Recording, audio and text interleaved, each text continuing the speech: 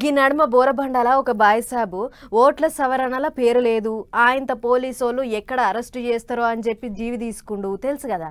అగొగ్గ సర్కార్యంలా ఊర్ల పొంటి చిత్ర విచిత్రమైన ముచ్చట్లు బయటపడుతున్నాయి. హగ్గ గదేంది ఇచ్చిన ఫారాలు నింపించుడే కదా, గీంత దాంట్లో ఇచ్చంత్రం ఏమున్నదని తీసి పాడే కుర్రి. కొన్ని ముచ్చట్లు తెలిస్తే నోరెల్ల పెడతారు. ఓట్ల సవరణ కార్యంలో ఎన్ని ఇచ్చంద్రాలు అవుతున్నాయి చూడు.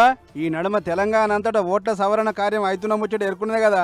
అగోగా కార్యంలో మేడ్చలు, హైదరాబాదు, రంగారెడ్డి ఇంకా సంగారెడ్డి ఇగో ఈ జిల్లాలలో అధికారులే చిత్రపోయే ముచ్చట్లు బయటపడుతున్నాయి. కంపెనీల ఏరియాలుండే ఓ ఇంట్లో 100 ఓట్లు ఉన్నాయని ఎరకబట్టిన అధికారులు ఆ ఇంటి ఓనర్ను మీ ఇంట్లో 100 ఓట్లున్నాయి, ఒక్కింట్లో 100 మంది ఎట్లుంటుర్రు అని అడిగితే అదబా అని నీళ్లు నవిలినట ఓనరు.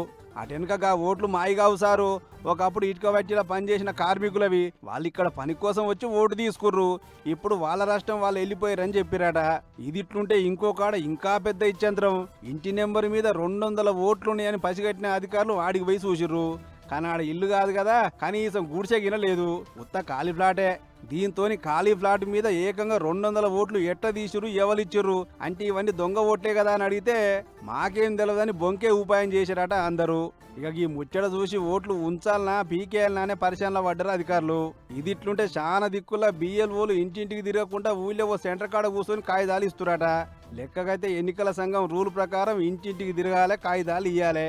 అట్లయితేనే ఇరికిల్లా పెద్దిల్లా ఉన్నోళ్ళు ఎంతమంది, పోయినోళ్ళు ఎంతమంది, దొంగ ఓట్లెన్ని, తీసేయాల్సిన ఓట్లెన్ని అనే ముచ్చట్లన్నీ తెలుస్తాయి. ఇది ఇట్లుంటే పోయిన నెల 20 తారీఖు నాడు ఫారాలు వంచుడు చాలా అయితే ఇదివరకు దాకా చాలా మందికి అందనే లేదట కాగితాలు. దీంతోని ఓట్ల సవరణ కార్యం జర మంచిగా జరగేటట్టు చూడురు సారో అని కోరుకుంటారు పబ్లిక్. చూడాలి మరిగా రువ్వడు ఎట్లా పెంచుతారో.